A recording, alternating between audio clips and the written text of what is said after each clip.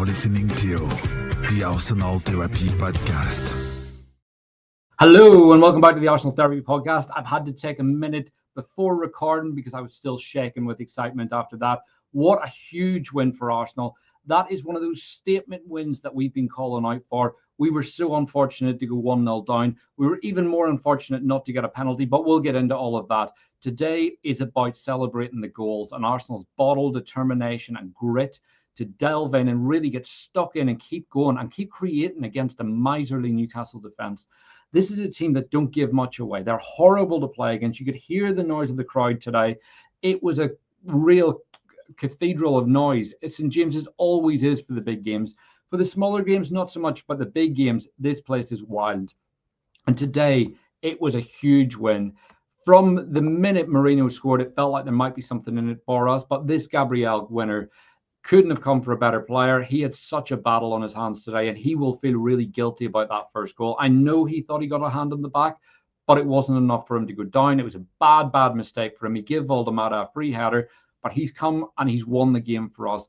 And to win it in that fashion, that late, to go and see the game out, that is absolutely electric. He is a player that personifies all the grit and determination of a Mikel Arteta team. And his tackle right at the end from Elanga, the ball actually bounces off his foot onto his hand. And that was a huge moment in the game because we had just scored. It went to a VAR check, and suddenly there's a chance we could face a penalty ourselves. But this was a moment for Gabriel that really showed just why he is so valuable in this team. Martin Odegaard gets the ball into him. That header is absolutely inch perfect and just an unbelievable way to end the game. We've talked about Liverpool's run being unsustainable. We haven't scored many late goals. We did it against Man City. But today we've got a late winner and we kept going. And what I loved, whenever Mikel Merino scored his goal, Declan Rice came running over to him and he tells him to get back. There's still time. We are going to win this game. We have been kicked off this park by rugby players today. And we are going to win this. We are going to take the game to them and we're going to win this. And that's exactly what we did. Mikel Merino came on. He had a really good performance, huge impact.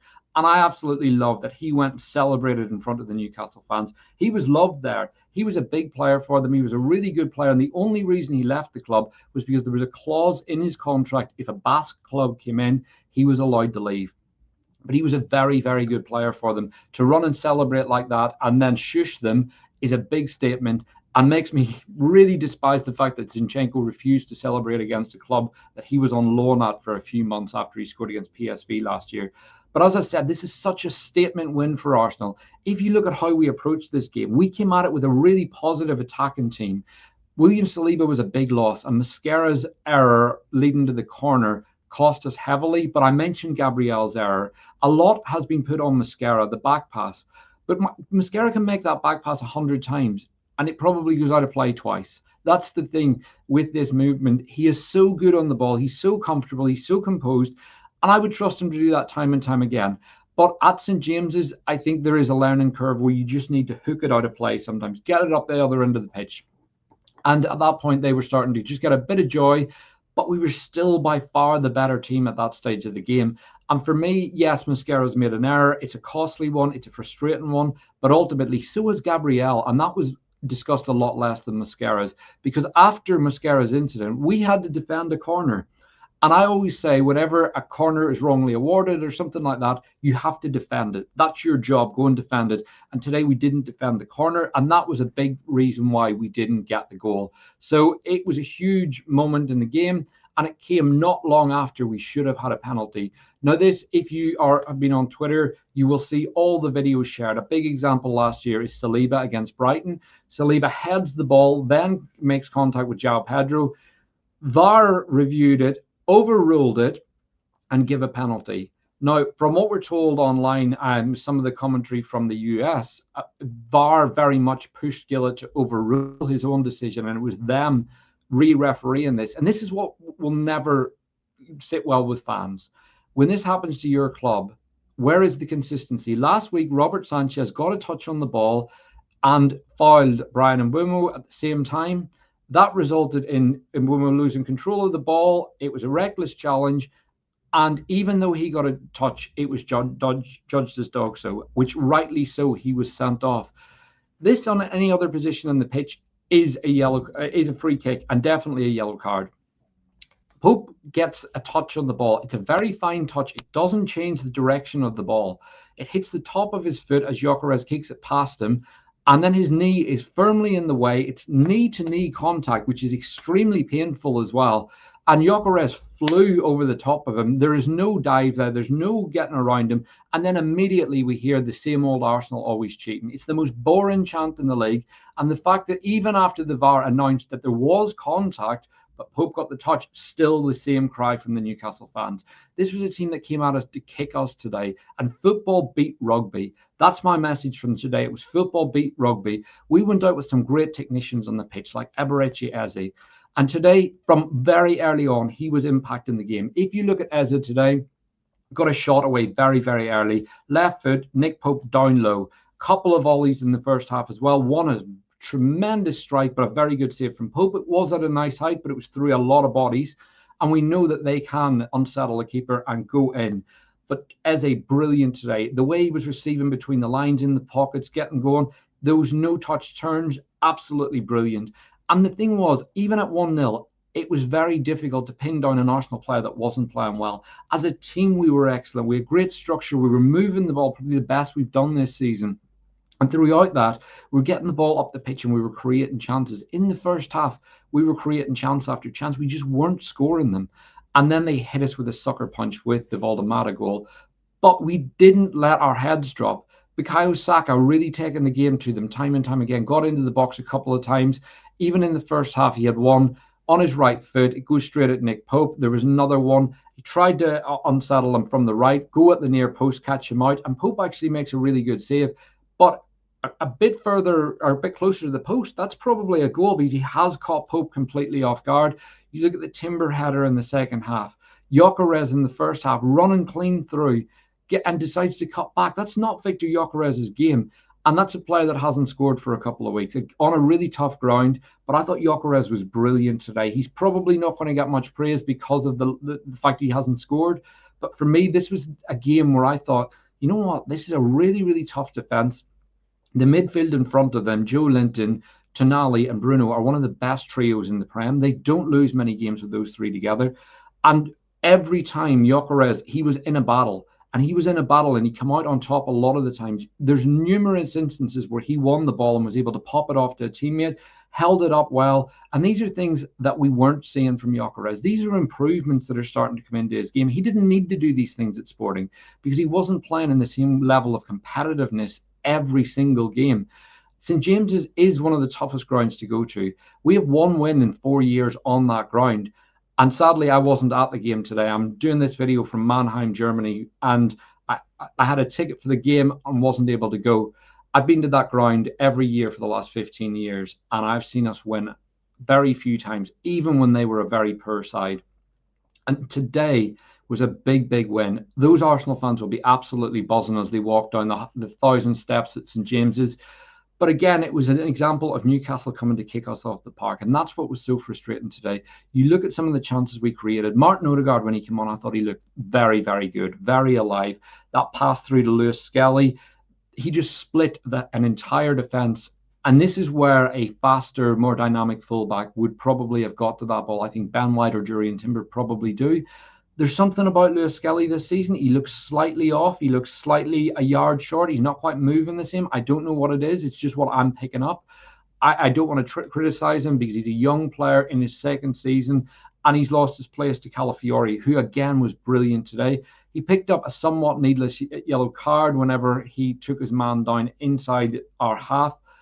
But it's his third yellow card in 6 games, which is a bit worrying. And Mikel took him off clearly to make sure he didn't get sent off because the game was becoming a bit more transitional from them.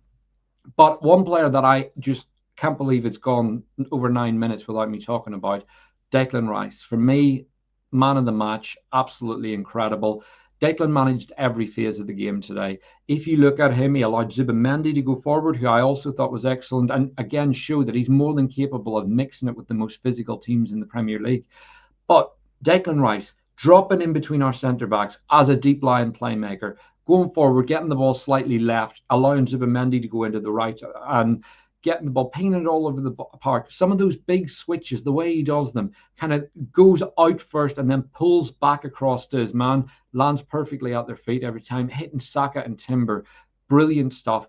The recovery tackle on Jacob Murphy, and of course the cross for Mikel Merino's goal. But this was a game where you look at Declan Rice and you think, I can't believe he plays for our club. He's the kind of signing that we never used to make. And today was an absolute thunderbolt of a performance. Every area of the game, he was absolutely magnificent. He was getting the ball, he was competing, he was dueling. One thing that was interesting that Sky highlighted very well is the number of touches he had in the final 30. Usually has 37% of his touches in there.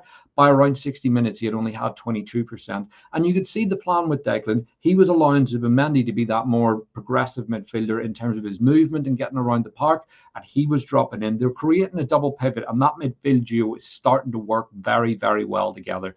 But when Declan pushed forward, he pushed Arsenal forward. He moved our team into a really attacking area. And we trusted our defenders. This is the thing that I've been saying for a while. Trust William Saliba, trust Gabriel, trust Declan Rice. They will bail you out. Let your technicians go and ball in the final third, because we've got the ability to play really intricately. And today's the first time in a long time that I've seen Arsenal really move the ball through the lines, in the pockets, getting people around. And ultimately, that was because players were moving, but also the players that can take care of the ball were on the pitch. Another player I want to give a shout out to is one that I didn't really want to see start this game, and that's Leandro Trossard. He battled, he harried, he had a big chance in the first half, hitting the post, and that felt like a swing moment. That hit the post, and it wasn't long after it that they went down and scored. And we had the penalty before that. We had Trossard hitting the post. But again, that came from Declan Rice getting the ball, running and charging through the middle of the park. Suddenly, Arsenal had overloaded 2v1 on the left-hand side. Rice squares that ball to Trossard, gets it out of his feet really well, and there's a slight slice on the ball, and it hits the post. But overall, you look at this performance, and I saw things that I haven't seen for a while from Arsenal. I saw every player wanting to go forward a lot. Some of the passes Declan Rice played right through the lines from deep, getting the ball, gets his head up. And I think one of the reasons Declan Rice's passing is so underrated is because of the technique. He kind of takes it sideways. So whenever he plays a line break and pass, he kind of like hooks it as opposed to passing it really straight. And we saw Eberechi Eze as well in the lead up to the goal. He just lifts that ball over the top. It breaks for Gyökeres, and the movement from Victor Gyökeres for the penalty incident, that was first class. Absolutely electric to get in there. He gets taken out, and that should have been a penalty. But I'm actually glad that all those decisions went against us, because we have gone to St. James's Park today with every decision going against us, and we have come away with a huge 3 points. And it now puts us a few points behind Liverpool. And we're looking at this group of 6 fixtures. We've now been to Old Trafford. We've been to Anfield. We've played City at home. And we have now gone to St. James's Park and got 3 points. So you look at last year, we got 1 point out of 6 at St. James's and Old Trafford. We've now taken 6. Yes, we got a point at Anfield, but we're in a better position this year than we were last year. We got 2 points from 9 out of those games. We now got 6 from 9. And we have played some of the best teams in the league already. We've already played 3 of the top 5, 2 of them away from home. And we've also played a very good Nottingham Forest team. So we're in a position now that we can go forward. We've got a much easier run of games coming, but we've also got players coming back to fitness. Saka's back. Odegaard's back. Saliba missed the start today. Obviously came on. He looked a bit rusty when he came on, but there was that incident. Ball went out to the right-hand side. Cross came in, but the man was offside. I think it's Jacob Murphy plays the cross, but Saliba didn't really deal with him.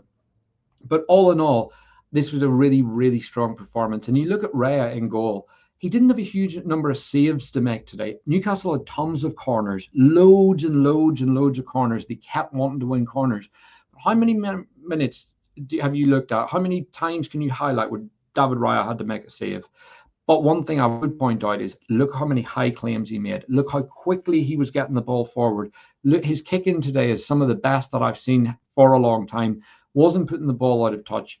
And just all in all, brilliant. And starting with him going forward, absolutely superb performance all around. He brought a calmness when he needed, and he brought the urgency when it was required. And you put those two together, and you've got a top performance. Then at right back, Jurriën Timber kept Anthony Gordon really, really quiet, and he was offering a lot going forward. There's a couple of incidents down that right-hand side, and you're thinking, how has Timber got away with the ball? He's got it into Saka. One incident in particular, just before Saka came off, Timber manages to get the ball away from 3 Newcastle players, gets it into Bukayo Saka, who hit a shot, and it ends up a bit loose in the box, and Gyökeres can't quite get a foot to it. But again, he was alive, he was in that area, and it created a scramble. Then you look at centre backs. I've already talked about Gabriel, brilliant game, except for the goal. You'd be really disappointed in that. Saliba, a bit rusty when he came on, but really grew into it. His passing was excellent, and he really spurred us forward. Calafiori, just a usual shift, brilliant again today. Zubimendi, very, very good, probably an 8 out of 10. The way he was moving the ball, the tempo that he was setting, sometimes just giving it first times, other times thinking, guys, calm down. This is getting a bit heated now. Knew when to put his studs on the ball, but equally knew when to give it first time and keep that ball moving. At one point, won a header against Dan Burn as well. Got a big shout out from the commentary team, but Zubimendi is much better in the air than he ever gets credit for. But yeah, really strong game. Declan Rice, man of the match. Don't need to say any more. Ahead of them, Eberechi Eze, superb. Probably his best game I've seen him play for Arsenal overall. I thought he was involved in everything. Was never hit a couple of times in the second half, had a couple of loose touches. One of them he recovered really well and managed to get that ball forward and into an Arsenal teammate. But he's such a big positive influence on this team, and he is only going to get better. His standards are having to increase. The consistency's having to increase because he's now at the point where he is at a much, much bigger club. In terms of our wingers, Saka, brilliant today. Really, really strong game. Gyökeres, I think it's his best all-round game. He just needs some goals.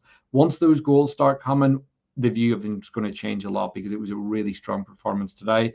And on the left, I've already talked about Trossard. I thought he was excellent. One of his best games for a while on a really tough ground. And then the subs all impacted the game. Merino, brilliant cameo, got the goal and was superb. Martinelli came on, battled, but it was Odegaard for me that really shone when he came on in terms of his technical quality, and he has become so underrated so quickly, and it's such a shame. We really need to get behind our captain and believe in what he can do. But tell me what you think. Drop a comment. Let's have a conversation. If you've enjoyed the show, please hit the like button. Please subscribe to the channel, and I will be back through the week with another video in my usual setting, but I couldn't wait to get this one out. I brought my mic, everything with me to Germany, and I am so pleased that we have won this game. Absolutely huge, massive statement win. And let's go and compete with Liverpool, and let's go and win this title because we are very much in the race. Have a great day.